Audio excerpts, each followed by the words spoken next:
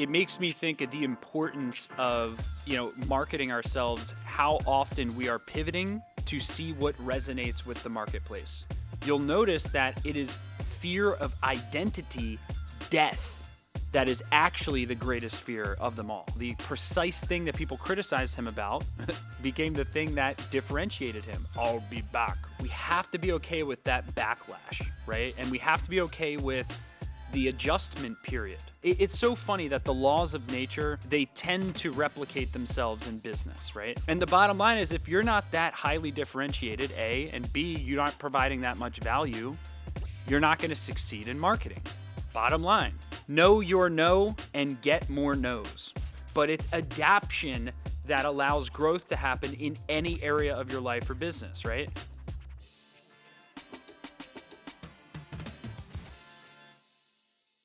Welcome to another episode of the Bill Hauser podcast. Still looking for different names of this. If anyone has any ideas, let me know. I don't really like it being my name, but it was the easiest thing to roll out.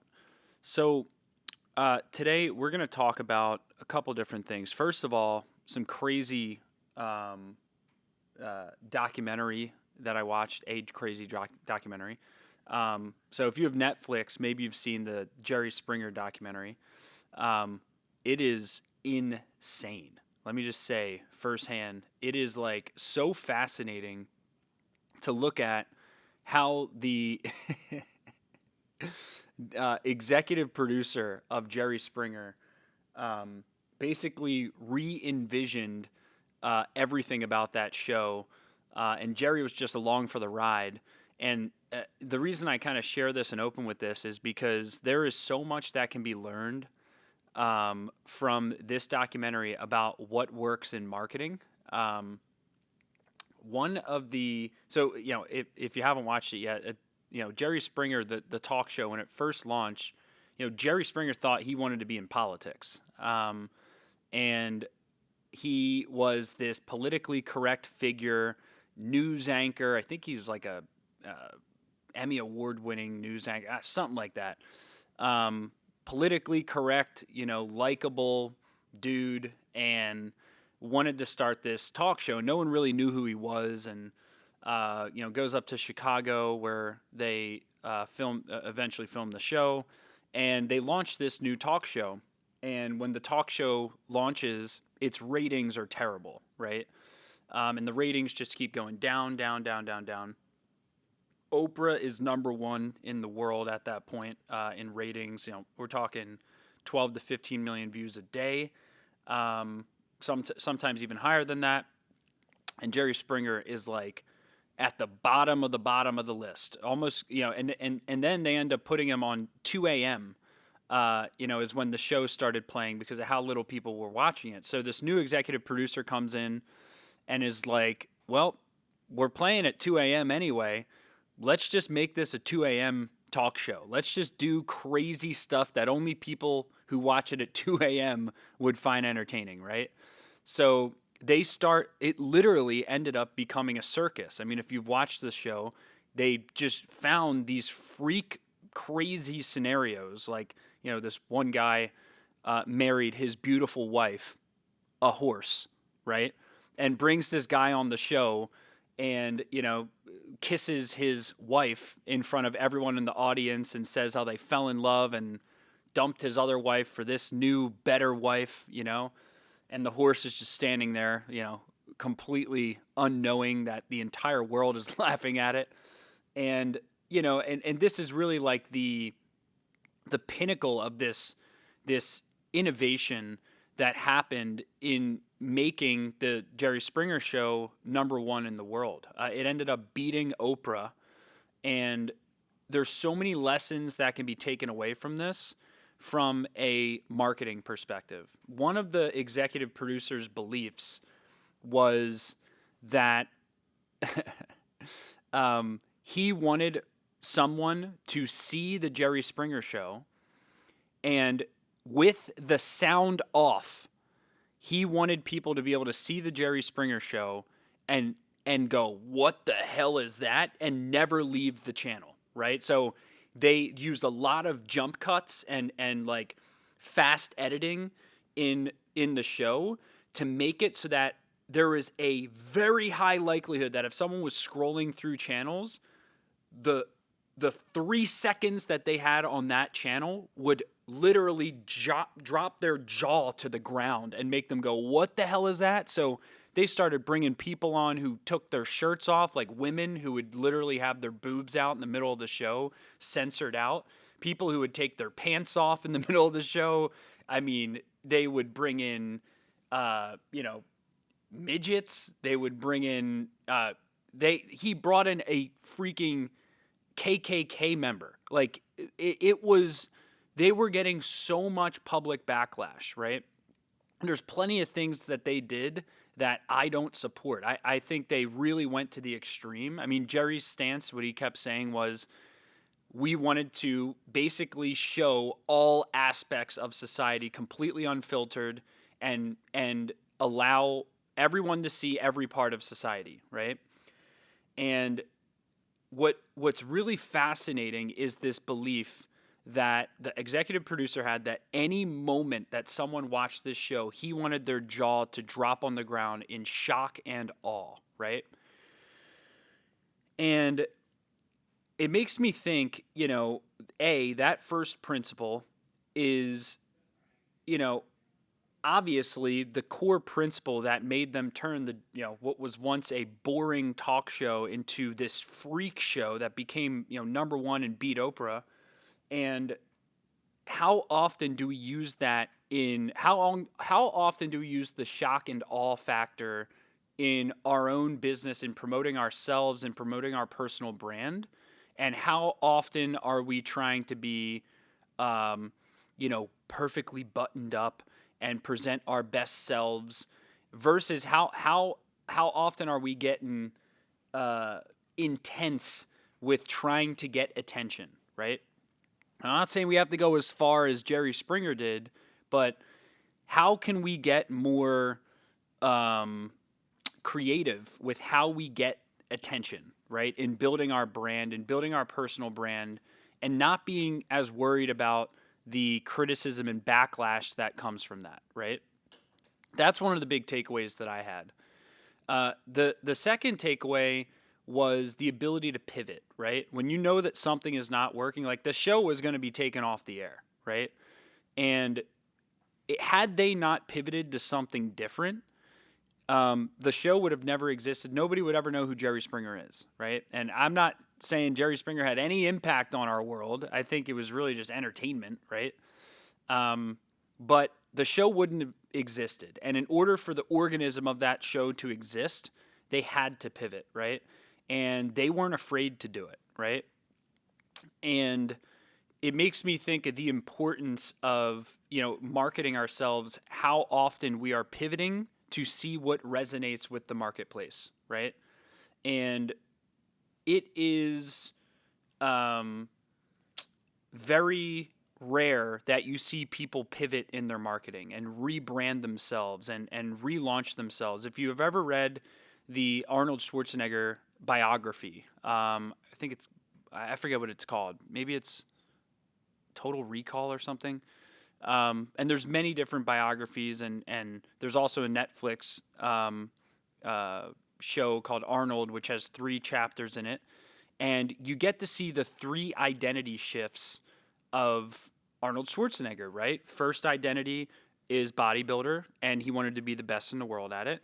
Second is movie star. He wanted to be the best in the world at it. And third is he wanted to be, he went into politics, right? And you see these huge identity shifting decisions that Arnold Schwarzenegger made to course correct, right? And what's really fascinating to me is, in my life, I've gone through very tiny, not anywhere even close to that things where, I grew up racing dirt bikes. That was my main thing. Then I gave that up to go into music, right? Then I gave that up to go into business. And each of those identity shifts for me on a way, way, way smaller scale were some of the most scary experiences of my life. There's been a study done that, and you've heard this before probably, that public speaking fear is the greatest fear of all, right? And the reason, when you really look beneath the scenes of why that is what it is, you'll notice that it is fear of identity, death, that is actually the greatest fear of them all, right? The reason people are scared of public speaking as one of their top fears, that they fear more than death, is because the perceived fear of public speaking, if it goes wrong, is everyone makes fun of you, everyone criticizes you. And in our DNA, we have this gene that wants us to be included in a tribe, right? Because in the Ice Age, if you were thrown out of your tribe, there was close to a 100% chance that you were going to die, right? And we were in Ice Age for, millions of years, and our DNA adapted to the need for tribes. This is, millions of years of our DNA formation, becoming accustomed to surviving and thriving in tribes. And when you get ostracized from the tribe, it is a threat to your survival, right? So now, in today's day and age, if you get ostracized from society, right, that's a pretty damn big fear, right? I mean, think about, someone like Bill Cosby, who is this like lovable person, and then all the crazy stuff comes out years ago of the horrific things that he did, and now he's literally like a laughing stock, of society, right? I mean, now that level of shift in someone's identity is very, very rare. To have all of the world ostracize you is rare, and it is a terrible life experience. But you public speaking in front of 200 people and saying a couple things that are a little harsh are not going to kill you, right? And so the fear of public speaking is really a misappropriation of the fear of loss of identity, which is death of identity, which roots into our fear of not being loved or not being included, which is one of the ultimate fears of human beings, right? And when I look at the experience like Arnold Schwarzenegger, for example, like he went through these identity rebirths 3 times, and in each of them, it took a bold decision, a bold goal, a bold commitment to say, hey, I've mastered bodybuilding, and now I'm going to give this up, and I'm going to master the movies, right? And, everyone made fun of his accent and said he'd never be able to be a lead actor. We all know the story. And he persisted through, and his accent ended up being the reason that he was successful. The precise thing that people criticized him about became the thing that differentiated him. I'll be back, right? If his accent was this, I'll be back, or just like a normal human, like, without this Austrian accent, I'll be back, right? Would that line have become one of the most viral lines in all of the history of any movie ever, right? I don't think so. So the reason I share this is that on the other side of our deepest fears lives our greatest life, right? And I always say that the things you're scared of, you should run towards, not away from. And when doing an identity rebirth, like they did in the Jerry Springer show, like Arnold did multiple times, we have to be okay with people from our past. We have to be okay with loved ones, people in our family that love us dearly. We have to be okay with that backlash, right? And we have to be okay with the adjustment period, right? And, when I quit my job at yellowpages.com and I was number 1 in the company in sales out of like thousands of people, I quit the job right when I was at the peak. And in my first year at that job, I made like $260,000, like coming from making $500 a week. And I did that in 18 months and made that 265 in my first full year there. And it was really scary to have to part ways with that and to to start SMB team. It was really scary to give up when I was in a band to go and pursue business. And it was really scary to give up dirt biking when I did. For almost a decade, I gave it up when I had to. And I had to say bye to old friends of mine. I had to deal with the backlash and criticism that came from that. But ultimately, this rebirth is one of the things that I think, from a marketing and a personal brand perspective, is so vitally important for people to embrace and consider. I think that, in the Jerry Springer documentary, this rebirth was really around just being just another talk show to finding a differentiated value proposition. And there's nuances here. And in business, it's so funny that the laws of nature, they tend to replicate themselves in business, right? And a highly differentiated product that provides massive value is probably going to be a product that succeeds in business, right? A highly differentiated brand that provides massive value is probably going to be a brand, personal brand, TV show, content creator that succeeds, right? And the bottom line is, if you're not that highly differentiated, A, and B, you're not providing that much value, you're not going to succeed in marketing. Bottom line, right? So what they found in the Jerry Springer show, like if Jerry Springer was some outlandish punk with spiked up hair skater dude that was like, yeah, dude, welcome to the Jerry Springer show, man. We're going to have fights and we're going to have prostitutes come on, bro. And we're going to have, love triangles come on where, someone's in love with someone else and that person confronts the wife of the original person. And we're going to see people, screw each other up, man, and punch each other in the face. Yeah. Right? Jerry. Would it have worked? I don't know. I don't think it would have. I think the fact that Jerry was this lovable, likable, kind of clear cut but charming guy, and all of this crazy stuff is happening behind the scenes with this lovable, charming guy that's like cut out for politics and past news anchor. The contrast of Jerry's personality with the insanity of the show became the unique value proposition. And the value that people got from that was the entertainment value, right? And Jerry was kind of the sense talker of the show. He would basically talk sense into what was happening and comment on it in a objective way that people resonated with. And that contrast, contributed to the show blowing up. So what I find that's interesting is often the things that succeed for people who crush it in their marketing and blow up, whether that's their personal brand or their business, they find a unique value proposition, typically something that on the surface looks a little unusual. And I read about this in the book by Reid Hoffman, Masters of Scale.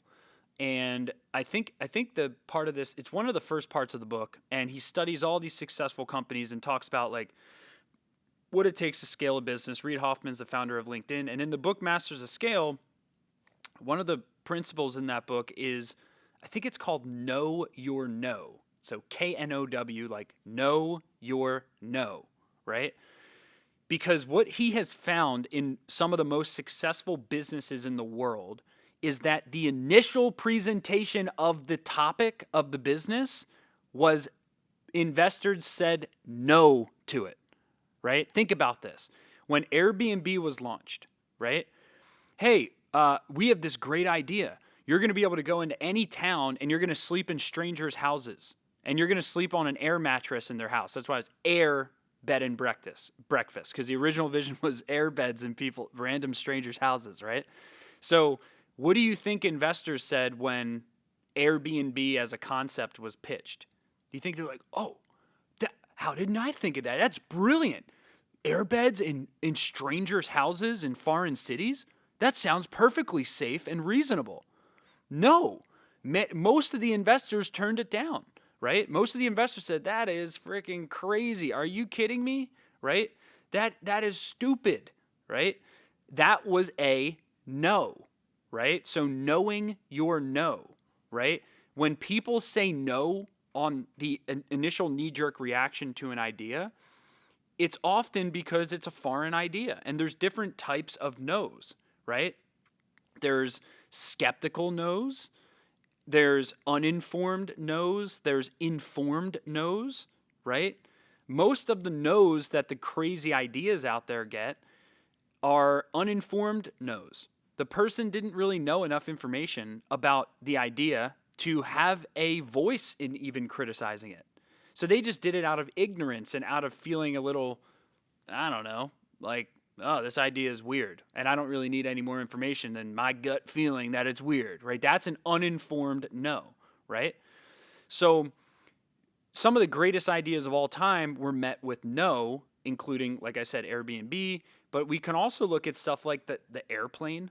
The Wright brothers saying we're gonna basically fly a hunk of metal that weighs more than anything anyone could throw or put up in the air, and we're gonna have this heavy piece of metal fly through the air, right? Or the what do you call it? The radio transmission system in the book Think and Grow Rich, they talk about this. The guy who said he was going to invent basically the mechanism through which phone calls happen. The ability to transmit radio waves through the air from the West Coast to the East Coast in a millisecond, right? So that I can be standing in Philadelphia and I can immediately have my voice waves transferred through the air to someone in California. That idea actually led to the founder of that idea being put in a mental institution. Okay? The person who invented the basically the underlying technology of the modern day phone, this idea caused him to be put in a mental institution. Right? People say no to what they can't relate to. People say no to concepts that can change the world. But if people aren't saying no to what you do, then you're not doing anything. If people aren't saying no to what you do, then you are not doing anything. Right? So you want more people to say no to what you do. You want more people to criticize what you are doing because it's foreign to them. Right? You want people to not be able to relate to what you're doing because that means you're providing differentiated value. I can't tell you how many times my company S&B team has been criticized by people for our business model, and no has been presented to us, right? I mean, literally, when we started S&B team, Andy, my partner, Andy Stickle, had a call with this agency expert. Right? This is an expert. This guy knew how to build agencies and how to make them valuable, right? And so Andy has this call with them, and obviously this guy runs some coaching consulting program because he knows everything and never really practiced anything but knew everything. And so he basically met with Andy. We told him about our business model, that we had, a full service marketing agency, a coaching business, fractional executives, virtual assistants, bookkeeping business, and we deliver all of this to law firms, and that our mission is to duplicate this business model to other industries and then eventually offer it to all industries, which we're in the process of doing now. And he shared this idea to this guy, and this guy was like, oh my God, that's a terrible business idea, right? I mean, if you ever want to get your company valued in the future, or have this be a valuable company, an investor is going to look at this and say, this diversification is terrible, right? This diversification makes it hard to know what industry you're in. It's hard to apply a value multiple to a company like this. A company like this isn't valuable. You're going to get no valuation for a company like this, right? So then Andy comes back and he's like, tells me the result of this call, what this guy said. And then I go talk to one of my mentors who's doing hundreds of millions of dollars a year. And he looks at me with a crazy face. He's like, dude, don't ever bring this up again. You guys are on to something, right?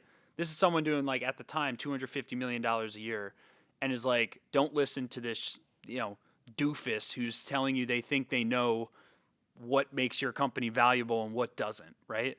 Then our next coach, an advisor that we worked with one-on-one for, the last 2 years, who's brought multiple companies public, ran some of the largest services businesses in our industry, had the same exact sentiment. So much so, he believed in it so much, our business concept, that he actually wants to create something similar to what we're doing.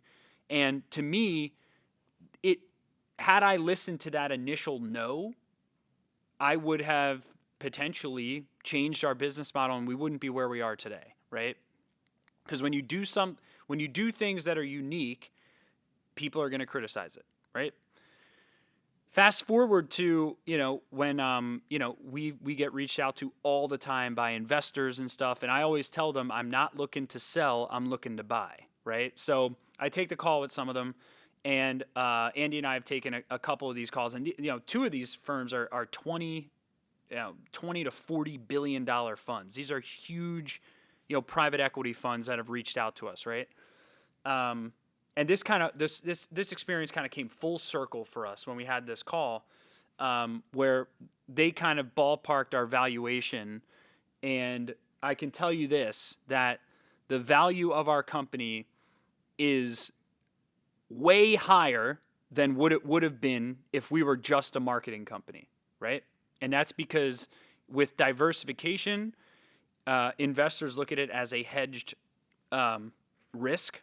And by the way, with all the changes that have happened in SEO, like search engine optimization, which was the majority of our business at one point in time, like we have so many other diversified streams of value that we provide to our clients and revenue for our company that if any one thing breaks, we're not screwed. Like technology change can't screw up our entire business because we're diversified, right? And people actually look positively on that, not negatively, right? So my point in sharing that is if nobody is kind of rolling their eyes and criticizing whether it's your personal brand, your business concept, your go-to-market strategy, whatever. If you're not getting criticism, chances are you're not doing something that is highly differentiated, right? So I challenge myself in 2025 to be more myself and to do things that are more unique and cause people to say no and cause people to say, that's crazy. I don't believe in that, right? So know your no and get more no's, right?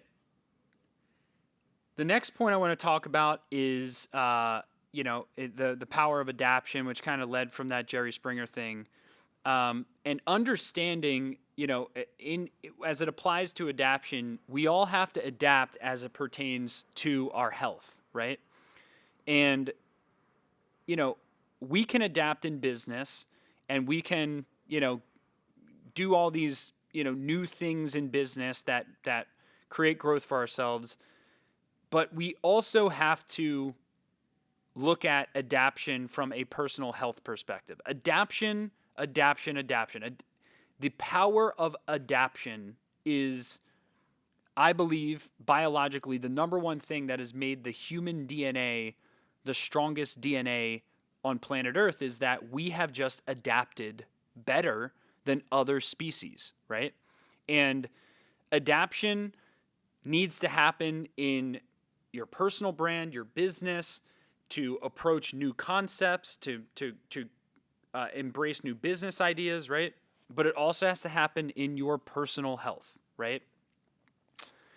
Most people don't adapt.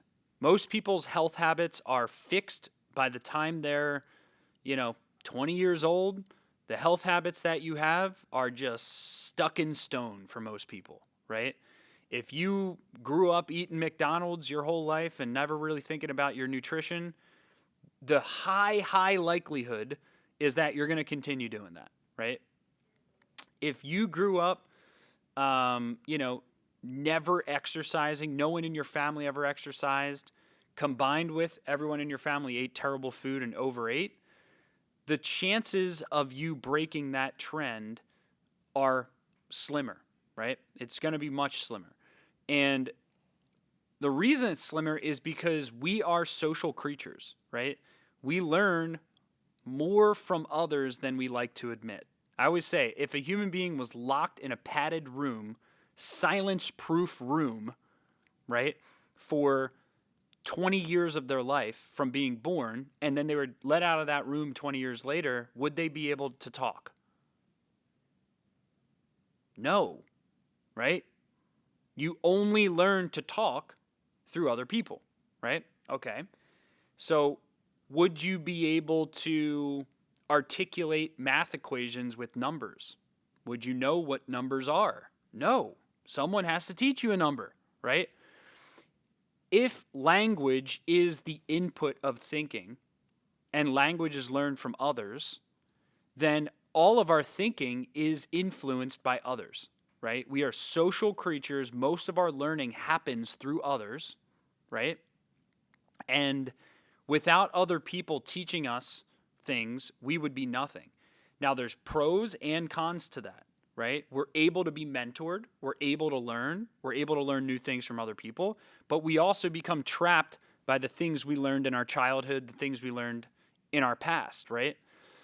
So when it comes to health, like at the beginning of the year 2025, everyone's focused on how do I get in shape? How do I eat better? How do I exercise better?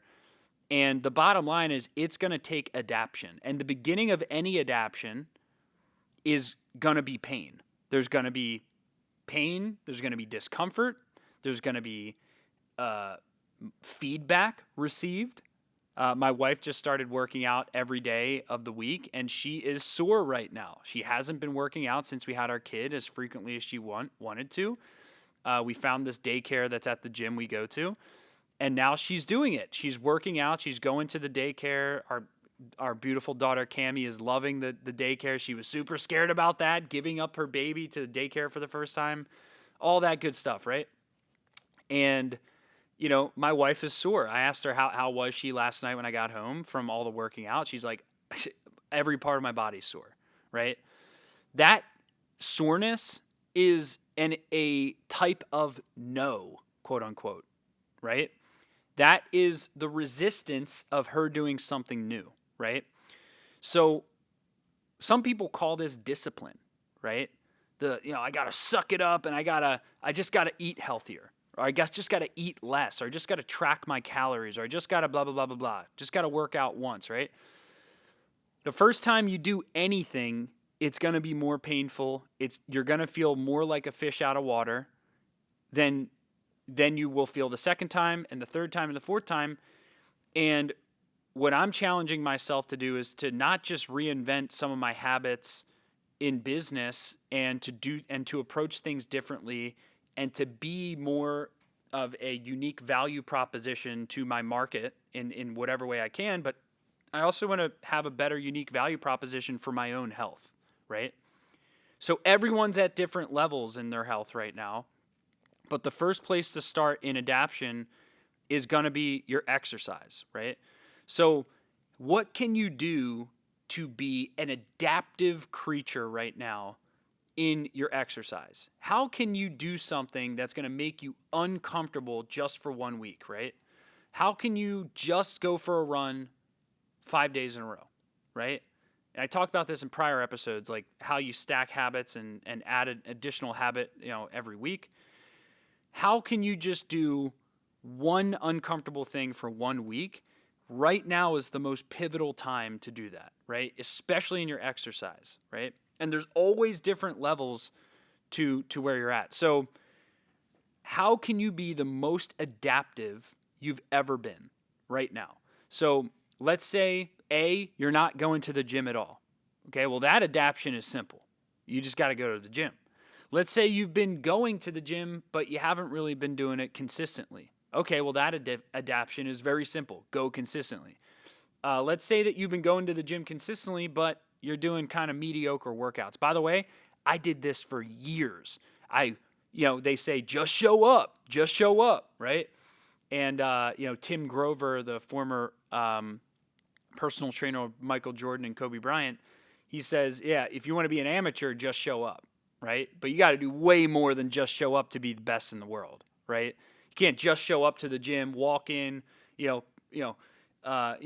one little super light bench press, and, do a little stretch and then walk out and just go, I showed up. I showed up. I did it. I just showed up, right? No, it's not enough. Just showing up doesn't get the job done. It gets the job started, doesn't get the job done, right?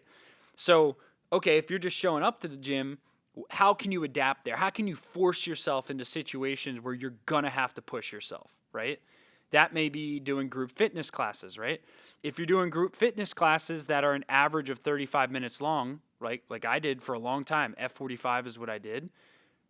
I got into a rut there. I stopped seeing progress. I stopped seeing progress in my cardio and VO2 max, everything.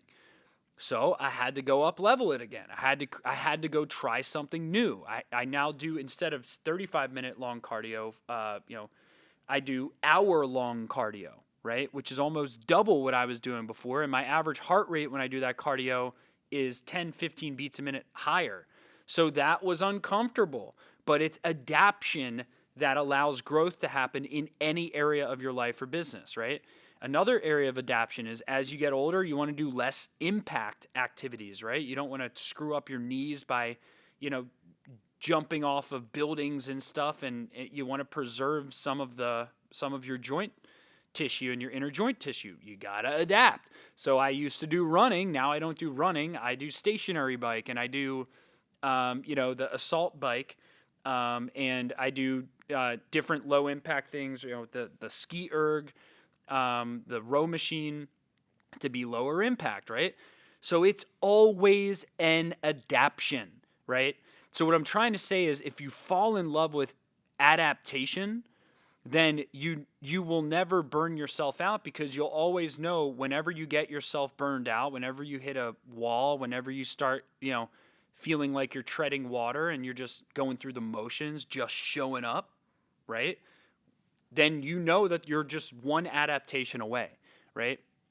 So I don't think adaptation should happen so frequently that you never form habits. I'm talking one big adaptation in each area of your life every 6 to 12 months. I'm saying you don't have to, I think not adapting frequently is probably smarter. I should take that back. It's smarter to adapt very consciously and holistically a few times a year, meaning just once or twice a year per area of your life. Adapt once or twice a year, but do it holistically. Big adaptation, but only once or twice a year in each area of your life, right? So 1 or 2 big adaptations a year is better than 100 adaptations over a year, because 100 adaptations means every 3 days you're changing something, which means your body's not learning routine, and therefore you're not learning habit formation in the process. And the only way that you can learn whether or not something works for you is once it becomes a habit, right? There's conscious incompetence, and then all the way up to unconscious competence, right? And habit formation is when you are unconscious and competent at something, right? That's when it's a habit. So when you're able to go through the motions of your exercise routine, as we're using as an example, and you're able to do that for, 12 weeks straight, now you can really see whether or not an adaptation has to happen, right? Or 24 weeks straight, whether an adaptation has to happen, right? Same thing happens in your nutrition, right? If you're eating complete trash, the adaptation is simple, stop eating trash. Literally, just eat healthier foods, okay? If you're eating trash and way too much calories, adaptation is simple. You got to eat less calories and better food, higher quality food, right? And as you kind of graduate up here, your problems become different. Case in point, I had this problem when I first kind of fell in love with, nutrition in certain areas of my life. I made these smooth, this when I was in college, and I put on so much weight, right? It was crazy. I was exercising. I was eating the most healthy foods you could imagine, right? I had meal prep. I would spend hours on Sundays meal prepping all my meals personally for the week. I would do a custom smoothie with flaxseed and cinnamon and like 100 different things I would put into these morning smoothies, right? So I was eating healthy. I was exercising 6 days a week, right? I was dialed in. And yet I was getting fat, right? Adaptation needed to happen. I had to look at what was I doing wrong? Well, I realized I started tracking my calories. I am eating like 500 or 800 calories more than my body needs per day, even with me working out. I was overeating, even though I was eating healthy foods, even though I was taking supplements, even though I was working out 6 days a week, I was eating too much, right? So my adaptation at that level was very simple. It was, I need to keep eating these really healthy foods. I just need to eat less of them, right? And then I went through a period of weightlifting. Now, this is a long time ago. And I started just feeling kind of monotonous in it. Like I had my weightlifting routine. I was doing it really slowly. I wasn't condensing the time between my workouts, between my reps. I was taking too long of breaks between my workouts. And the results just kind of tapered off. But more importantly, I didn't feel energized throughout the day. I didn't feel as energized as I could. So then I transitioned to high intensity interval training, doing kind of mixed, muscle workouts, but merged with cardio, right? Which is kind of like your CrossFit, F45, Orange Theory type things, merging weightlifting with small time between each workout, so that your heart rate stays high as you work out your muscles, right? And oh my God, that was one of the greatest adaptations I've ever had in my life, was learning the power of cardio finesse in terms of energy, right? Like, how do you maintain high levels of energy? I always like to say there's two fundamentals, right? It's VO2 max and nutrition, right? So, your VO2 max is basically your cardio threshold. It's how cardio fit you are, right? And when I learned this, oh my God, if I was able to work 10 hours a day after I started dialing in my VO2 max, I was able to work 14 hours a day. I mean, I was just more oxygenated in my cells and my brain by embedding intense cardio into my routines. It changed my life. One of the things that allowed me to become an entrepreneur was the boundless energy that I had when I learned the power of cardio and how it worked for me. And that was another adaptation. I had all these habits and routines built around my weightlifting, which I had to let go of, to then go and feel like a dumbass doing my first group fitness classes. I mean, if you've ever been to a fitness class, think about how much of a dumbass you felt in your first fitness class. I remember I did my first acting class when I was in college. I did my first stand-up comedy class, right? I felt like a dumbass in these classes when I first did them. But after a year of doing these classes, they felt like water. They felt like nothing. They felt like just everyday experiences, right? So these adaptations that, we have to go through in our health are going to be uncomfortable at first. You're going to feel like a fish out of water at first, but you're one adaptation away right now, simple adaptation away from what is your nutrition adaptation, what is your fitness adaptation, right? And then last is, what is your mindset adaptation, right? How can you? I'll ask you a question real quick, and this is something that one of my nutrition coach actually has me rank on 1 to 10 my energy levels throughout the day. So I have to put in my phone, am I a 1? Am I a 10? Am I a 5? Am I a 8? Based on different times of the day, right? And once I give him this data at the end of each week, we're able to look at how my nutrition kind of tied into that, right? Sometimes in the morning, at 11 a.m., if I don't eat enough after a really hard workout, I'm going to feel a little fatigued, right? So understanding your energy levels and your mental energy and your mental clarity and positivity is the third and it could be arguably the most important category of adaptation. So let's say you rank yourself like a average 5 out of 10 in terms of positivity, enthusiasm, energy, whatever it is. You just rate yourself a 5 out of 10, right? An adaptation has to happen. Something has to happen, right? So we got to start looking at stuff like, okay, are you sitting down too much throughout the day, right? Okay. If that's true, if you're sitting down 80% of your day or 90 or 100% of your day, that's a problem, right? So, tiny adaptation, standing desk. Once you have a standing desk, then it's what's the first uncomfortable thing I can do with the standing desk per day going forward?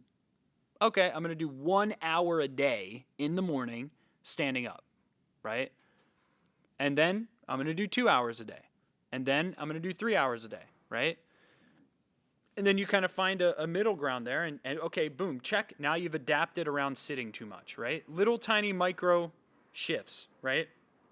Then the next adaptation, let's say that your energy is low because you allow negative thoughts to persist in your mind throughout the day. Anxiety-based thoughts, fear, just meaningless thoughts that you give too much space, real estate in your head, right?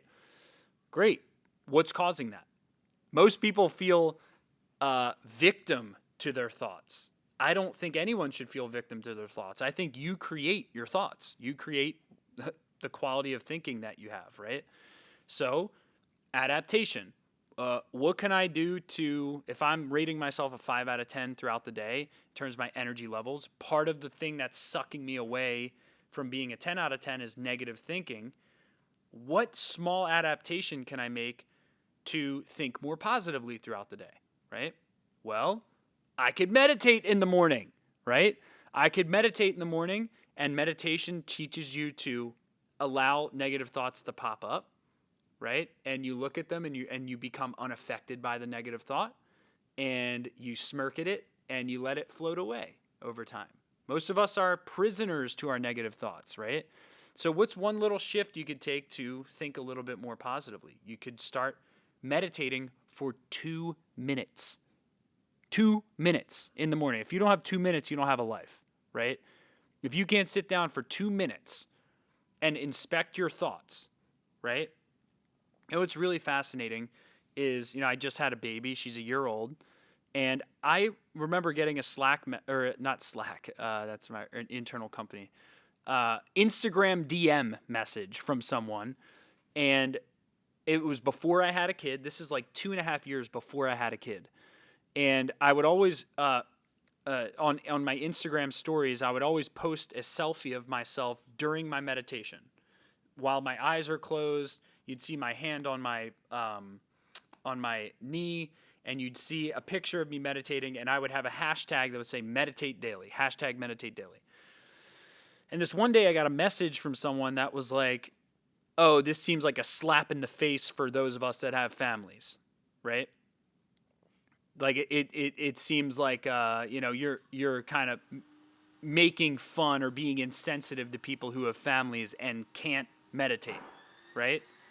So do you think since I've had a kid, I stopped meditating? Do you think I just, scrapped the habit that forms my positive thinking?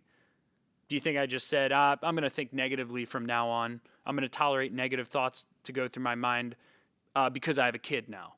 No, if anything, me having a kid has made me meditate more because now I have someone who's I'm responsible for. My thinking patterns will become a reflection of how my beautiful daughter thinks. It's my job to be a role model for her, and therefore I meditate more than I ever had because I have to.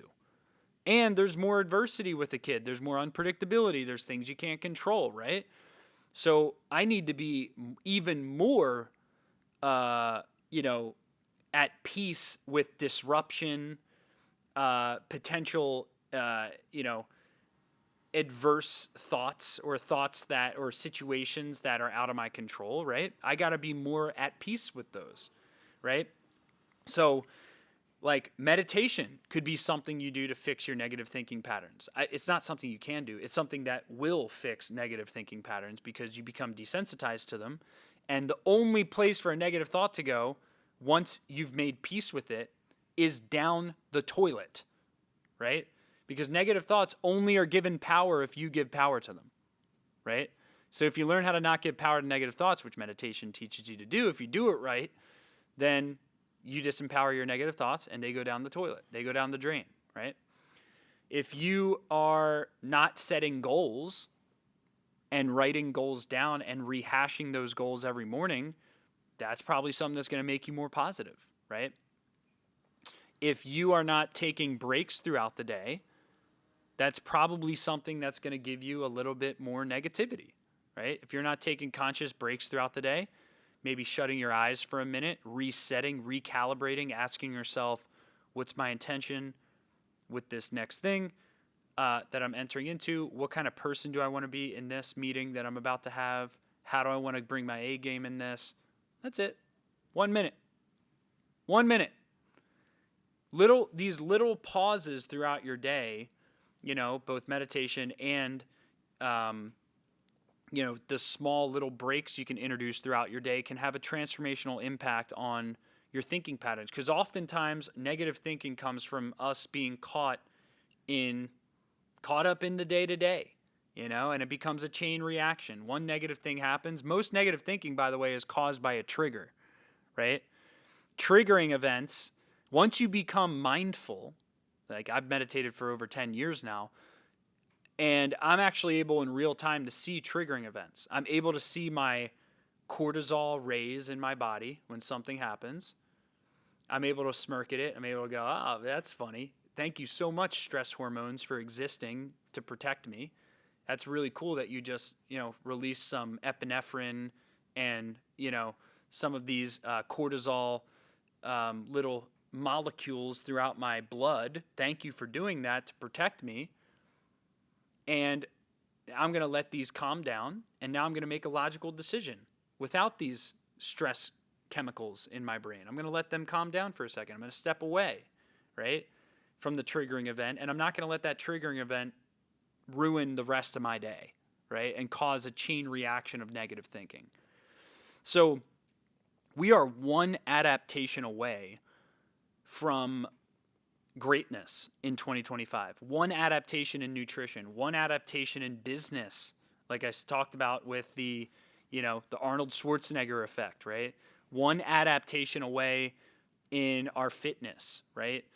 We are one adaptation away from greatness in so many areas of our life. The question I have for myself, for you, for everyone, especially for myself, is, are you going to tolerate the same crap this year as what you did last year? Or are you going to adapt? That's the bottom line question. And if you're going to adapt, when are you going to do it? I hope the answer is now. So go try out some adaptations. Do something new. Wear a pink sweater to work tomorrow. See what happens. Do something you would never do in your business. Launch something that you would never launch. Do something that gets some criticism. Put out a video that causes a little bit of backlash. Do something that breaks the mold, and do this in your health just as often as you do it in your business, your wealth creation, and your life. So, hope you got value from this.